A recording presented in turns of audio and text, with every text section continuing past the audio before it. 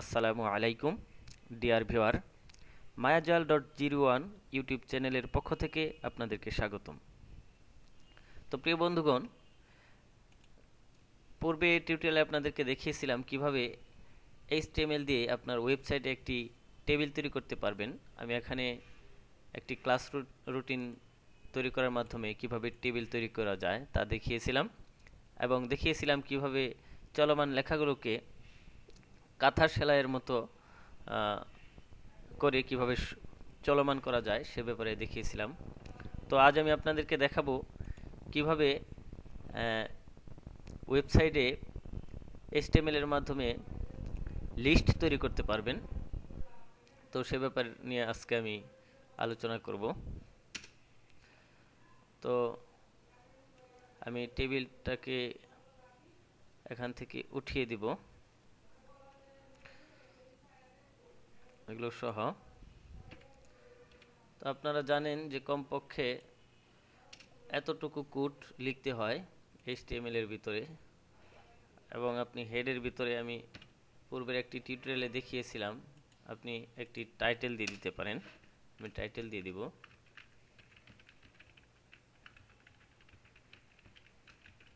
যা টাইটেল বারে আপনার ওয়েবসাইটের নামটা শো করবে।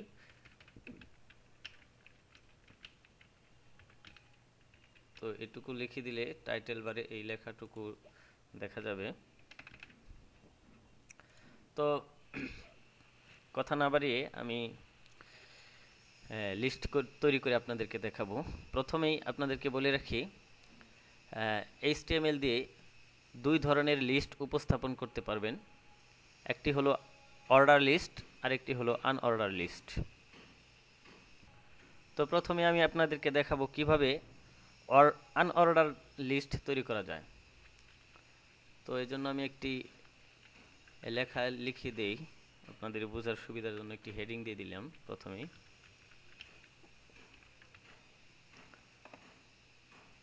এখানে লিখে দেব অর্ডার লিস্ট।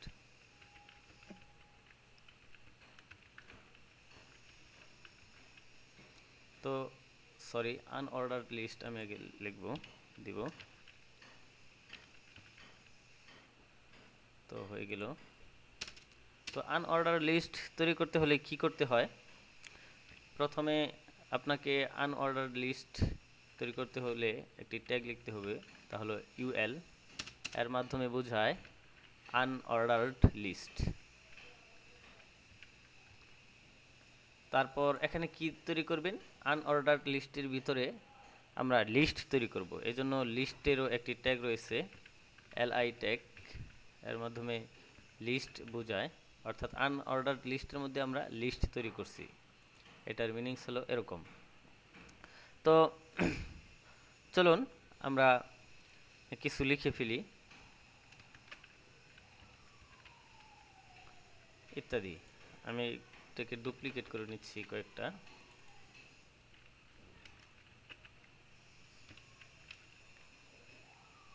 সরি,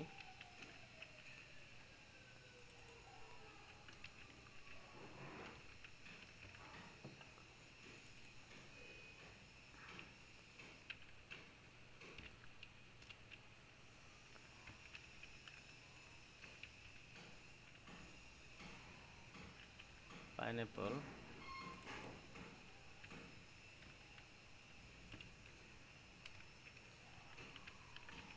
গ্রেপ, তো ইত্যাদি। আমি কিছু লিস্টের নাম লিখলাম। তো চলুন এটা কীভাবে শো হয়। আমি প্রথমে যেহেতু টেবিল লিখেছিলাম, টেবিলটি ডিলিট করে দিয়েছি। এই জন্য দেখতে পাচ্ছেন টেবিলটি চলে গিয়ে আনঅর্ডার লিস্ট কিভাবে শো হয় দেখতেছেন এখানে।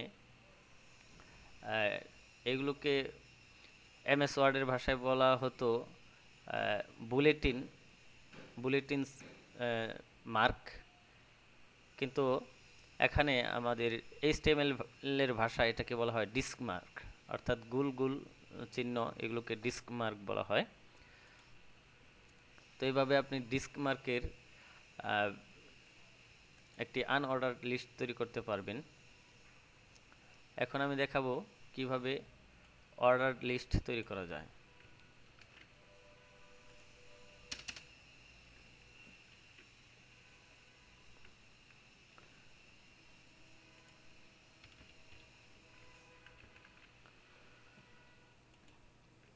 তো অর্ডার লিস্ট তৈরির পূর্বে আমি আরও কিছু টিপস আপনাদেরকে দেখাবো আনঅর্ডার লিস্টের মাঝে কিভাবে আপনি আনঅর্ডার লিস্টে এখানে আছে ডিস্ক মার্ক, এটাকে চেঞ্জ করে আপনি সার্কল অর্থাৎ গোলক চিহ্ন কিভাবে দিতে পারেন তা দেখে নিন। এখানে গোলক চিহ্ন দেওয়ার জন্য আপনাকে একটি প্রপার্টি লিখতে হবে। প্রপার্টি জিনিস কি আমি পূর্বে বলেছিলাম আপনাদেরকে, আমি এখানে লিখব টাইপ। আপনারা এখানে না বুঝলে পূর্বে টিউটোরিয়াল দেখে আসবেন, সেখানে আমি প্রপার্টি নিয়ে আলোচনা করেছি।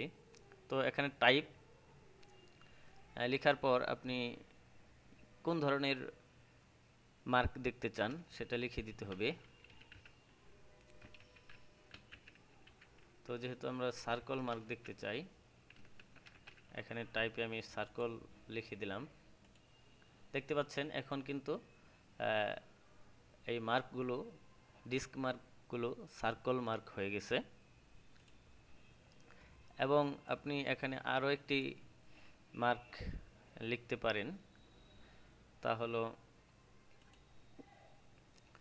এখানে আপনি যা করতে পারেন, আমি প্রত্যেকটা লিস্টটি রেখে দিচ্ছি।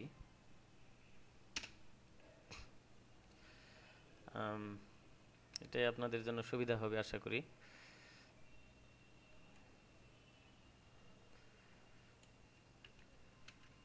সরি, আমি ভুল করেছি। আমি এইটুকু কপি করলাম।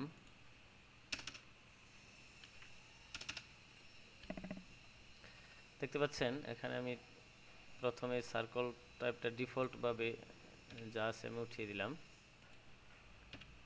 এখানে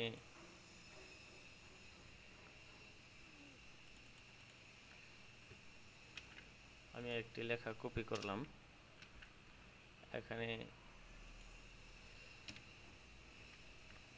হেডিং 2 দিয়ে নিলাম। তো এইটা করছি এই জন্য যে আপনাদের প্র্যাকটিসটা সুবিধা যেন হয়। এখানে আপনি এখন লিখে দিবেন যে এটা কোন ধরনের লিস্ট হচ্ছে, এটা আপনি এখানে উল্লেখ করে দিতে পারেন। এখানে আমি আরো ছোট করে দিব হেডিংটা।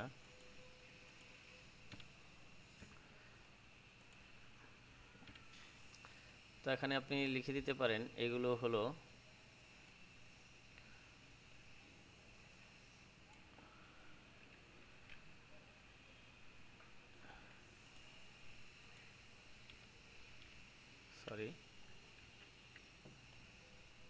এখানে লিখতে পারেন আপনি disc DISC disc type unordered list. তো ডিফল্ট ভাবে ডিস্ক টাইপই থাকে। এগুলো আপনাদের প্র্যাকটিসের সুবিধার জন্য আমি আলাদা আলাদা করে দেখাচ্ছি।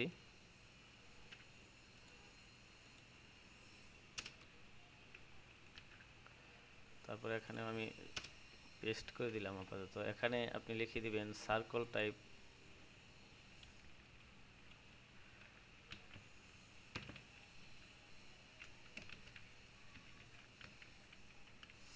Type unordered list. এখানে আমরা আরেকটি যে টাইপ উল্লেখ করা যায় তা হলো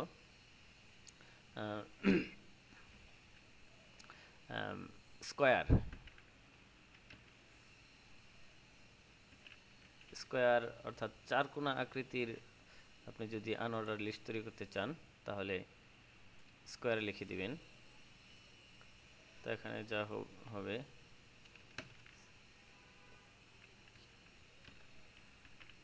স্কোয়ার টাইপ আনঅর্ডার্ড লিস্ট।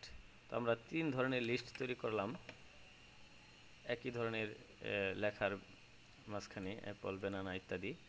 তো আপনারা বুঝবেন আশা করি। আমি এখন এটাকে রান করছি, দেখুন দেখতে পাচ্ছেন এখানে ডিস্ক টাইপ আনঅর্ডার্ড লিস্ট এরকম দেখাচ্ছে এবং সার্কল টাইপ আনঅর্ডার্ড লিস্টগুলো গোল অর্থাৎ সার্কলের মতোই দেখাচ্ছে এবং স্কোয়ার টাইপ আনঅর্ডার্ড লিস্টগুলো চারকোনা আকৃতির মার্ক প্রদর্শন করছে। তো এইভাবে আপনি তিন ধরনের মার্ক আপনি ইউজারকে প্রদর্শন করতে পারবেন আপনার লিস্টের ভিতরে। তো এখন আমরা তৈরি করব অর্ডার লিস্ট। তো চলুন আমরা অর্ডার লিস্ট তৈরি করে ফেলি। আমরা অর্ডার লিস্ট তৈরি করতে হলে প্রথমেই আপনাকে OL লিখতে হবে। তার মানে এখন আপনি তৈরি করতে যাচ্ছেন অর্ডার লিস্ট। ওতে অর্ডারড, এলতে লিস্ট। তো এটা হলো তার ট্যাগ। এরপর আপনাকে পূর্বের মতোই লিস্ট লিখতে হবে। আমি পূর্বের লিস্টগুলোই কপি করে আনছি। তো এখানে আমি এই জিনিসটাও কপি করে আনলাম।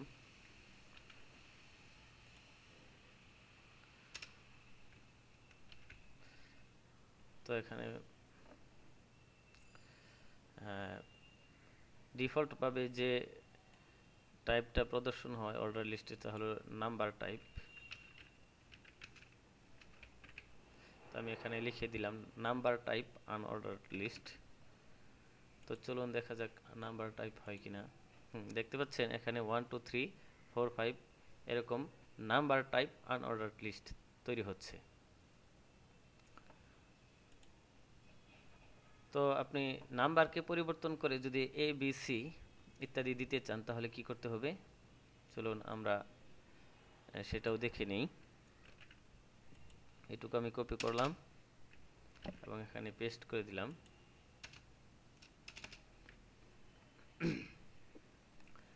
তো এখানে যা হচ্ছে তা হলো নাম্বার টাইপ। তো নাম্বার টাইপটাকে আপনি পরিবর্তন করে আপনার ইচ্ছা মতো ABC ইত্যাদি আর অন্যান্য টাইপ কিভাবে উল্লেখ করতে পারবেন, এখানে টাইপ লিখুন। টাইপ লেখার পর একটি সমান চিহ্ন, ডাবল কোটেশন, এরপর দিয়ে দিন। যদি আপনি ক্যাপিটাল লেটারের ABC ইত্যাদি উল্লেখ করতে চান তাহলে এখানে শুধু ক্যাপিটাল লেটারের একটি A লিখে দিন। তাহলে দেখতে পাবেন আপনার টাইপটা একটি নাম্বার, এখানে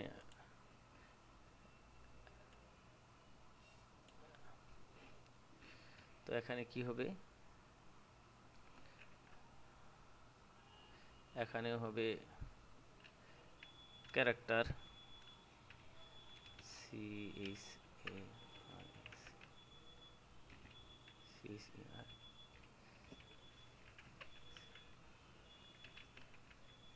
তো এখানে জাস্ট লিখে দিলাম ক্যারেক্টার টাইপ আনঅর্ডারড লিস্ট। সরি প্রিয় বন্ধুগণ, আমার ফোনে অ্যালার্ম বাজছে।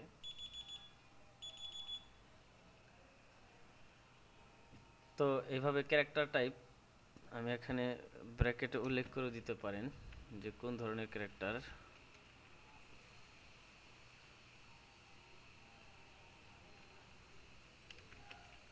তো এখানে ক্যাপিটাল লেটার ক্যারেক্টার টাইপ অর্থাৎ ক্যারেক্টার বড় হাতের ABC আকারে এখানে আসছে। তো এটা যদি আপনি ছোট স্মল লেটার আনতে চান বা ছোট হাতের অক্ষর নিয়ে আসতে চান তাহলে কি করতে হবে, এখানে একটি লেখা মিস হয়ে গেছে।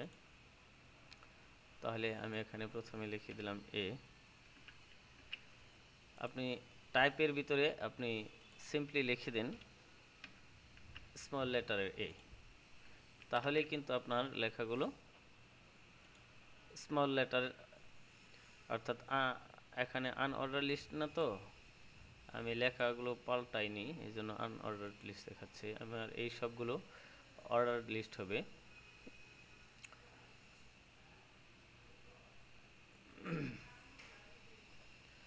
আমার অর্ডার লিস্ট শুরু হয়েছে এখান থেকে, এই জন্য এগুলো হবে অর্ডার লিস্ট।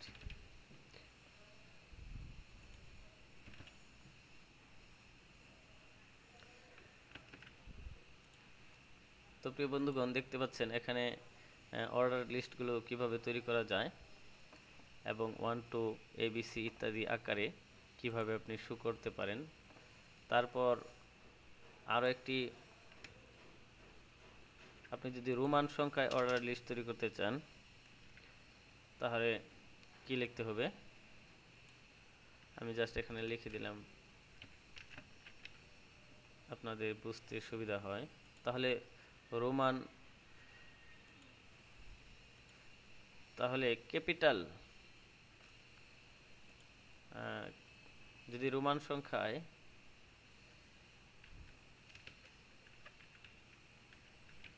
এখানে লিখিয়ে দিলাম capital Roman type order list যদি আপনি করতে চান তাহলে এখানে জাস্ট একটি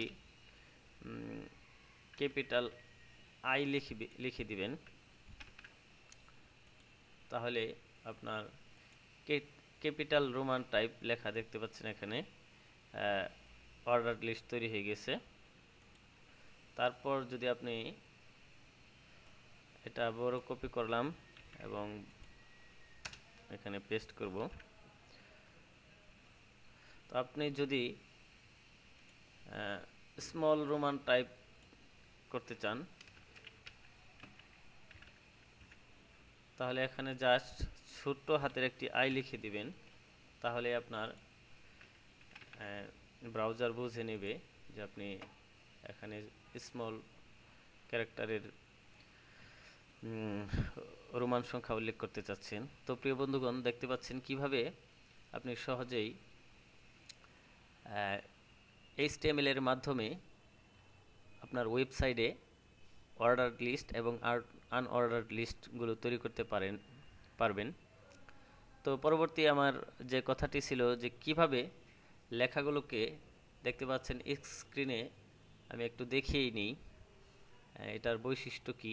দেখতে পাচ্ছেন উপরের লেখাটুকু থেমে গেল এবং নিচে আরেকটি লেখা চলমান ছিল যা আসেনি, এবং পরবর্তী লেখাটিও আর আসলো না, এবং সর্বোপরি এই লাস্ট লেখাটি চলমান পরও আর আসতেছে না। তো এই ধরনের লেখা, অর্থাৎ আপনি ইচ্ছা করলেই আপনার লেখাটাকে কতবার চলমান রাখতে চান সেটা প্রদর্শন করতে পারবেন কিভাবে। তো সে ব্যাপারটি আজ আমি দেখিয়ে দিচ্ছি। চলুন আমরা কোডের দিকে ফিরে আসলাম। তো আপনি যদি চলমান লেখা তৈরি করতে হলে আপনারা জানেন যে অবশ্যই মার্কুই ট্যাগ উল্লেখ করতে হয়। এই জন্য আমি মার্কুই ট্যাগ এবং ভিতরে একটি হেডিং দিতে চাই, এই জন্য আমি H1 ট্যাগ নিয়ে নিলাম এবং প্রত্যেকটা ট্যাগেরই ফিনিশিং ট্যাগ রয়ে গেছে এবং মার্কুই ট্যাগেরও ফিনিশিং ট্যাগ দিয়ে নিলাম। তারপর এখানে আপনার ইচ্ছা মতো লেখা যে কোনো টেক্সট লিখে দিন। আমি লিখলাম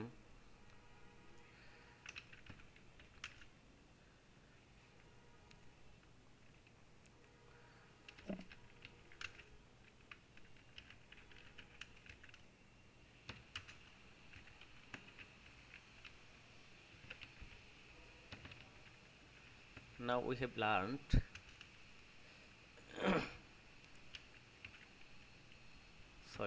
how to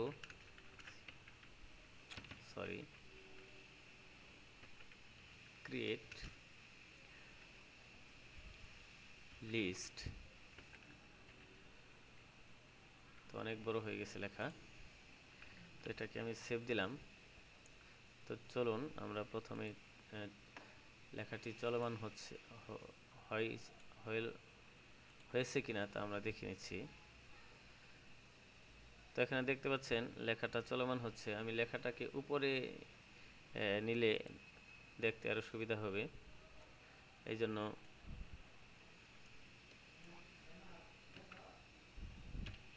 আমি লেখাটুকু কাট করে উপরে নিয়ে আমি আপনাদেরকে দেখাতে চাই, উপর থেকে দেখতে সুবিধা হবে।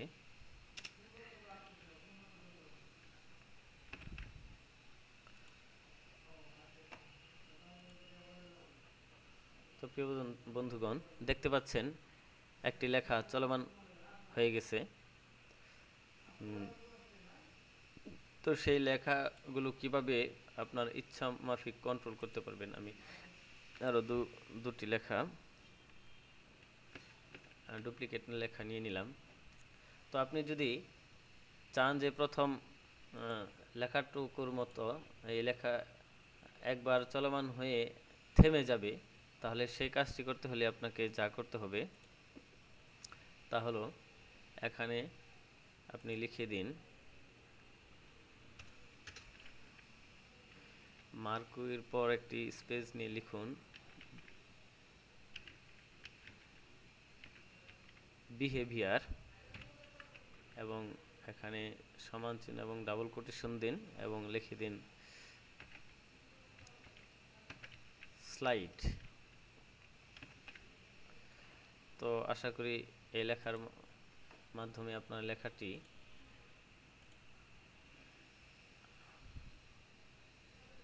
আমি দেখেছিলেন আমরা তিনটা লেখা নিয়েছিলাম এবং প্রথম লেখাটিকে স্লাইড করে দিয়েছিলাম। স্লাইড করার ফলে কি দাঁড়ায় দেখুন, দেখতে পাচ্ছেন উপরের লেখাটুকু থেমে গেল এবং বাকি দুটি লেখা চলমান হচ্ছে, এগুলো চলতেই থাকবে। তো আপনি কিভাবে পরবর্তী লেখাটাকে শুধু একবার চলমান করতে পারেন তা আমি দেখিয়ে দিচ্ছি। এবং থার্ডের লেখা যে সর্বশেষ তৃতীয় নাম্বার লেখাটি, সেটাকে কিভাবে দুইবার চলমান করার পর আর চলবে না, সেভাবে আপনার ইচ্ছামাফিক কিভাবে আপনি সেটা করতে পারেন আমি দেখাবো। তো এখানে লিখে দিন জাস্ট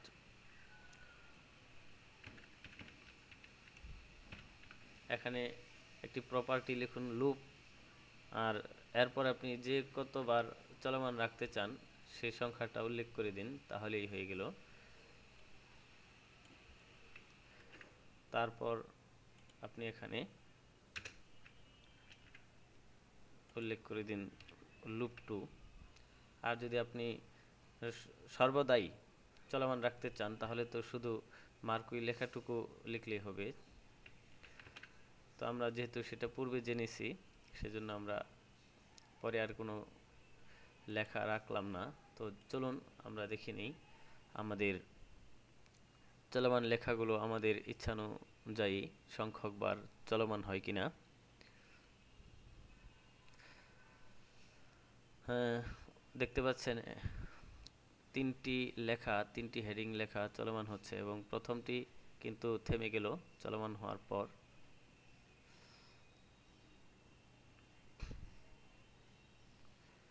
এবং দ্বিতীয়টি অর্থাৎ স্ক্রিনের বাইরে গিয়ে আর আসলো না, কারণ আমি এখানে লুপ লিখে দিয়েছিলাম 1, এই জন্য একবারই চলমান হয়ে গেছে, দ্বিতীয়বার আর আসেনি। এবং এটাকে আমরা লিখে দিয়েছিলাম 2, আশা করি এই লেখা চলে যাওয়ার পর আর আসবে না। তো প্রিয় বন্ধুগণ, দেখতে পাচ্ছেন পরবর্তী দুইটি লেখা আর আসছে না। প্রথম লেখাটুকু একবার স্ক্রলিং হওয়ার পর আর আসেনি এবং দ্বিতীয় লেখাটি দুইবার চলমান হওয়ার পর আর দেখতে পাচ্ছি না। তো প্রিয় বন্ধুগণ, এইভাবেই আপনি আপনার চলমান লেখাকে আপনার ইচ্ছা অনুযায়ী কত সংখ্যক বার প্রদর্শন করতে চান তা আপনি নির্ধারণ করে দিতে পারবেন। তো প্রিয় বন্ধুগণ, আমি আজ টিউটোরিয়ালের দৈর্ঘ্য আর লম্বা করব না। তো আমি আমার অভ্যাস মতো আজও আপনাদের সামনে দেখিয়ে যাচ্ছি যে আমি পরবর্তী টিউটোরিয়ালটা কী নিয়ে আসতে চাই। দেখতে পাচ্ছেন এখানে একটি লেখা চলমান হচ্ছে, কিন্তু কোনো দিক দিয়ে বের হয়ে যাচ্ছে না। সে একবার রাইট সাইডের দিকে এবং একবার লেফট সাইডের দিকে চলমান হচ্ছে। কিভাবে লেখাটুকু আপনার চলমান লেখাকে স্ক্রিনে প্রদর্শিত লেখার মতোই বৈশিষ্ট্য করতে পারবেন সেই ব্যাপারটি নিয়ে আমি পরবর্তী টিউটোরিয়াল নিয়ে আসব।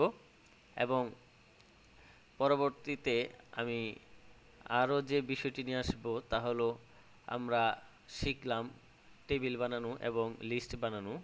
এই টেবিল এবং লিস্টের আরও অ্যাডভান্টেজ কিছু টিপস আছে, সেগুলো সম্পর্কে নিয়ে আমি পরবর্তী টিউটোরিয়াল নিয়ে আসব। তো সেই পর্যন্ত আপনারা ভালো থাকুন, সুস্থ থাকুন, আর বুঝতে কোথাও সমস্যা হলে অবশ্যই কমেন্ট করবেন। ভালো লাগলে লাইক করবেন, কমেন্ট দিবেন, সেই প্রত্যাশা রেখেই আজ আমি আপনাদের কাছ থেকে বিদায় নিচ্ছি। আসসালামু আলাইকুম ওয়া রাহমাতুল্লাহ।